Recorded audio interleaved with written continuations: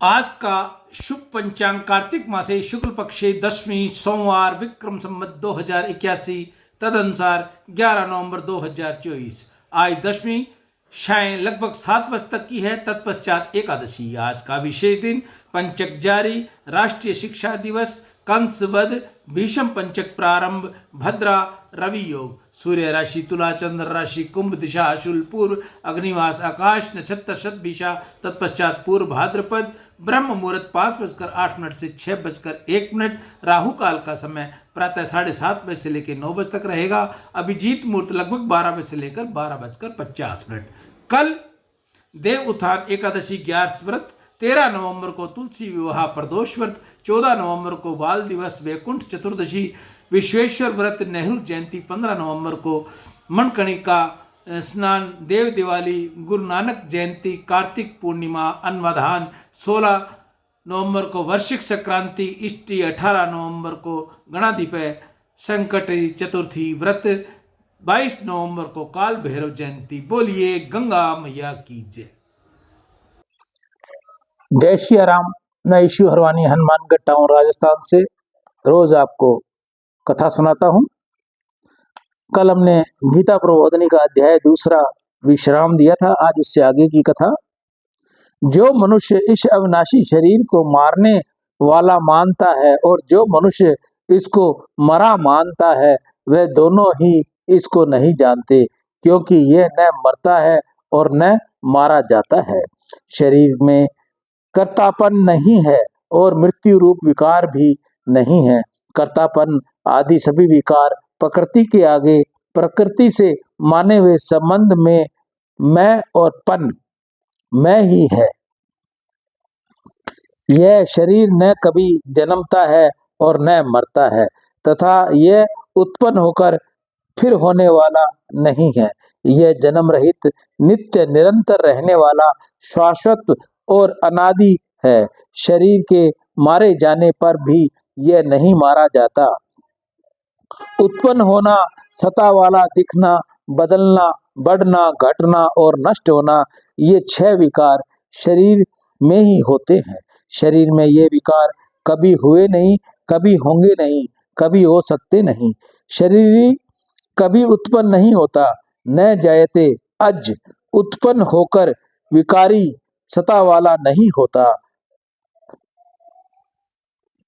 यह बदलता नहीं, शाश्वत यह बढ़ता नहीं, पुराण ये क्षीण नहीं होता, नित्य और ये मरता नहीं, न मृत्यते न हन्यते हन्य माने शरीर।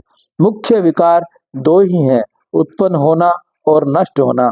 अतः प्रस्तुत लोक में इन दोनों शरीरों का शरीर में 2-4 निषेध किया गया है, जैसे न जयते मी प्रयते और अज न हन्यन्ते हन्य माने शरीरे। हे प्रथानंद, जो मनुष्य इस शरीर को अविनाशी, नित्य, जन्म रहित और व्यय अव्यय जानता है, वह कैसे किसी को मारे और कैसे किसी को मरवाए। शरीर की किसी भी क्रिया से शरीर में किंचित मात्र भी कोई विकार उत्पन्न नहीं होता। अतः शरीर किसी भी क्रिया का न तो कर्ता तथा भोक्ता बनता है, न कार्यता ही बनता है। मनुष्य जैसे पुराने कपड़े को छोड़कर दूसरे नए कपड़े धारण कर लेता है, ऐसे ही देही पुराने शरीर को छोड़कर दूसरे नए शरीर में चला जाता है। व्याख्या, जैसे कपड़े बदलने से मनुष्य बदल नहीं जाता, ऐसे ही शरीरों को धारण करने और छोड़ने पर भी शरीर वही का वही रहता है, बदलता नहीं है। तात्पर्य यह कि शरीर के परिवर्तन तथा नाश से समय का परिवर्तन तथा नाश नहीं होता। यह सबका अनुभव है कि हम जानते हैं। बचपन आता है और चला जाता है, हम रहते हैं। जवानी आती है और चली जाती है, हम रहते हैं। बुढ़ापा आता है और चला जाता है। वास्तव में न बचपन है, न जवानी है, न बुढ़ापा है, न मृत्यु है, प्रयुक्त केवल हमारी सता ही है।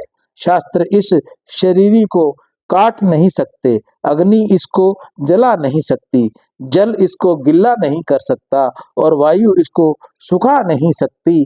पृथ्वी, जल, तेज, वायु, आकाश, मन, बुद्धि तथा अहंकार, ये अपना प्राकृतिक जड़ विभाग है और स्वरूप परा प्राकृतिक चैतन्य विभाग है। अपरा प्रवृत्ति पर प्रतीत पहुंचे ही नहीं सकती। जड़ पदार्थ चैतन्य तत्व तक कैसे पहुंच सकता है? अंधकार सूर्य तक कैसे पहुंच सकता है? इसलिए जड़ वस्तु चैतन्य शरीर में किंचित किंचित मात्र कोई विकार उत्पन्न नहीं कर सकती। यह शरीर काटा नहीं जा सकता, यह जलाया नहीं जा सकता, यह गीला नहीं किया जा सकता और यह सुखाया भी नहीं जा सकता, कारण कि यह नित्य रहने वाला, सब में परिपूर्ण, अचल स्थिर स्वभाव वाला और अनादि है। जड़ वस्तु शरीर में कोई भी विकार उत्पन्न नहीं कर सकती, क्योंकि शरीर सत्व स्वाभाविक निर्विकार है। निर्विकारता इसका स्वरूप है। शरीर सर्वगत है, शरीरगत नहीं। जो 84 लाख योनियों में होकर आया वह शरीरगत कैसे हो सकता है? जो सर्वगत है वह शरीरगत एक देशीय नहीं हो सकता और जो शरीरीगत है वह सर्वगत नहीं हो सकता। यह देही प्रत्यक्ष नहीं दिखता, ये चिंतन का विषय नहीं और ये निर्विकार कहा जाता है। अतः इस देही को ऐसा जानकर शोक नहीं करना चाहिए। साधक का स्वरूप व्यक्त है, परंतु शरीरी रूप में वह अपने को व्यक्त मानता है। यह साधक की मूल भूल है। इस भूल का प्रायश्चित करने के लिए 3 बातें हैं। साधक अपनी भूल को स्वीकार करे और अपने को शरीर मानकर मैंने भूल की। दूसरा, साधक अपनी भूल का पश्चाताप करे कि साधक होकर मैंने ऐसी भूल की। और तीसरा, साधक ये निश्चय करे कि अब आगे मैं कभी ऐसी भूल नहीं करूंगा। शरीरी सत्य तत्व का अनुभव तो किया जा सकता है, पर वर्णन नहीं किया जा सकता। उसका जो भी वर्णन या चिंतन किया जाता है वह वास्तव में प्रकृति का ही होता है। एक बार शरीर का अनुभव होने पर फिर मनुष्य सदा के लिए शोक रहित हो जाता है। हे महाबाहो, अगर तुम इस देही को नित्य पैदा होने वाला अन्यथा नित्य मरने वाला भी मानो तो भी तुम्हें इस प्रकार शोक नहीं करना चाहिए, कारण कि पैदा हुए की जरूर मृत्यु होगी और मरे हुए का जरूर जन्म होगा। अतः इस जन्म मरण रूप परिवर्तन के प्रवाह का निर्वाण नहीं हो सकता। अतः इस विषय में तुम शोक नहीं करना चाहिए। जो मिला है और जो बिछुड़ने वाला है उस पर किसी का स्वतंत्र अधिकार नहीं चलता, कारण कि मिली हुई और बिछुड़ने वाली वस्तु अपनी और अपने लिए नहीं होती, प्रयुक्त संसार की और संसार के लिए होती है। उसका उपयोग केवल संसार की सेवाओं के लिए ही हो सकता है, अपने लिए नहीं। हे भारत, सभी प्राणी जन्म से पहले प्रकट थे और मरने के बाद अप्रकट हो जाए, केवल बीच में ही प्रकट दिखते हैं। अतः उनमें शोक करने की बात ही क्या है? शरीरी समय अविनाशी है, शरीर विनाशी है। स्थूल दृष्टि से केवल शरीरों को ही देखे तो वह जन्म से पहले भी हमारे साथ नहीं थे और मरने के बाद भी हमारे साथ नहीं रहेंगे। वर्तमान में वे हमारे साथ मिले हुए से दिखते हैं, पर वास्तव में हमारा उनसे प्रतिक्षण वियोग हो रहा है। इस तरह मिले हुए और बिछड़ने वाले प्राणियों के लिए शोक करने से क्या लाभ? कोई इस शरीर को आश्चर्य की तरह देखता अनुभव करता है और वैसे ही दूसरा कोई इसका आश्चर्य की तरह वर्णन करता है तथा अन्य कोई इसको आश्चर्य की तरह सुनता है और इसको सुनकर भी कोई नहीं जानता, अर्थात यह दुर्वेग्य है।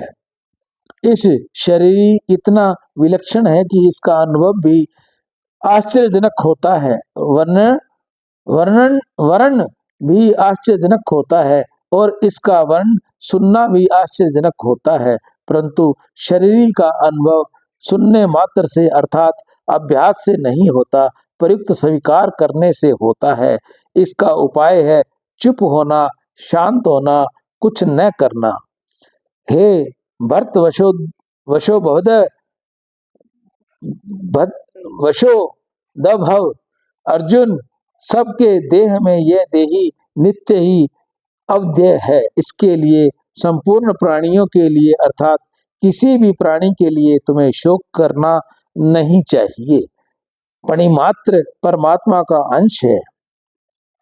परमात्मा अंश होने के नाते इसका कभी नाश हुआ ही नहीं, कभी नाश होगा भी नहीं, कभी नाश हो सकता ही नहीं।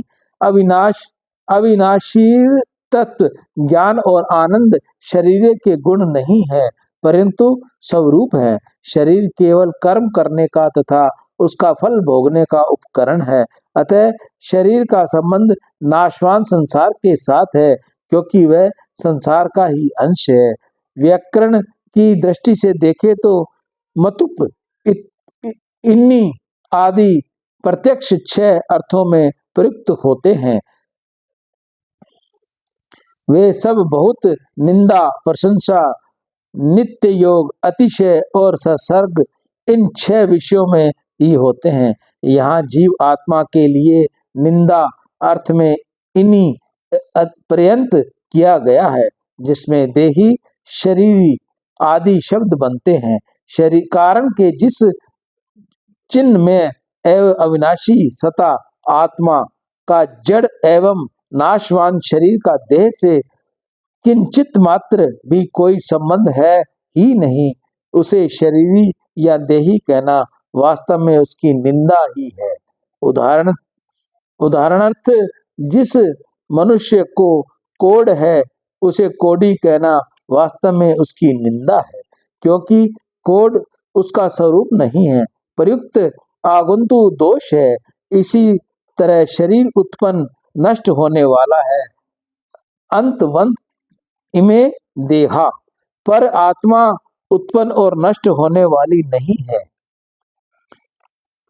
जब शरीर ही नहीं रहेगा तो फिर शरीर ही कैसे रहेगा। कोढ़ी को तो कोढ़ खराब दिखता है, पर जीव को अज्ञान वंश शरीर खराब न दिखकर लपटे बढ़िया दिखता है।